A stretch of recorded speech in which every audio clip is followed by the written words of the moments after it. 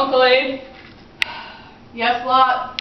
Well, there's something I wanted to ask you about, but I don't know if today's a really good day for you. Just sit down, Lot. Okay. What do you want to know now? Well, where do I start? So, first, you left your homeland, and besides me, my family, and Aunt Sarah, you left everyone else behind. Well, God spoke to me and promised me land, descendants, and blessings. So, we come to this so-called promised land just to have a famine, which isn't very promising, I should inform you. So we have to hightail it over to Egypt. Yeah, but God brought us back, and He blessed us so much that we ran out of land and we had to split up. Yeah, and you let me choose first, and I chose the nice area over by the East Jordan Valley with lushness, and you were stuck here with Canaan. Yeah, it's alright, don't feel bad. God showed me this land and reminded me of all of His promises. Oh, and I guess that's why my land was looted, because it looked so nice, you know. But they took all my possessions, and they captured me and my family, and then you came and rescued us. Well, you're safe now. Everything worked out. Only because someone came and told you. I mean, like, you came with your little men and your trained army, and you saved us. Well, we're a family. Of course I'm going to help you out. Well, I understand that. What I don't understand is why you didn't take the riches that the king of Sodom offered you. I mean, he was just trying to give you a reward and you turned him down. Don't you think that if I accepted the reward from the king of Sodom, then people would think that he made me rich? I serve God, and God will reward me greatly. Well, don't get me wrong, Uncle Abe. I mean, you have pretty much everything, but you're 80-something and you still don't have a son. You worry too much.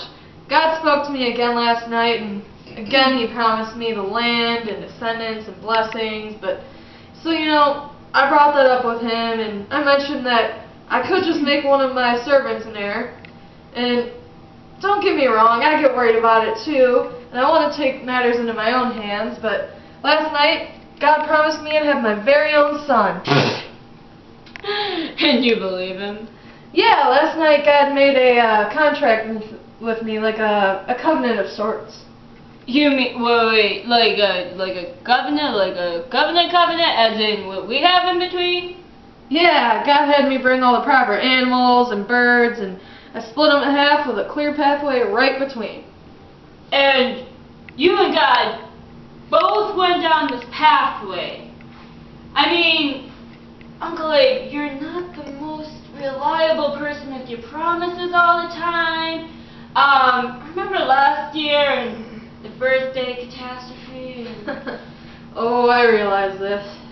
So you too realize that when you break this covenant, because we both know it's going to happen, you do realize that you're going to be split up like these animals, like head chopped off. I mean, I'm talking death here. It's how it works. I know, but last night God put me in this deep sleep, like the world's first anesthesia, and then He walked down the animal halves all by Himself. Okay, wait. I'm a little confused. So, there's this agreement, okay? And you and God made this agreement, but it's only up to God to keep His end of the bargain.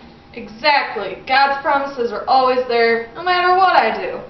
I mean, the more I obey God, sure, He's going to bless my family and I more, but it's all Him. Okay, but you could have had all the riches from Sodom right here, right now. Lot, don't you think that if I accept this reward from the king of Sodom, then he'll expect some kind of loyalty from me in return in the future? And I don't know what to expect from that man. He has a lot of questionable morals and ulterior motives, so really, you can't predict what he's going to do. So I choose the reward from God, who is all-powerful, all-knowing, faithful, just, honest, and loving, and generous. Because who do you think is going to give me the greatest reward, and who do you think is going to have my best interest at heart?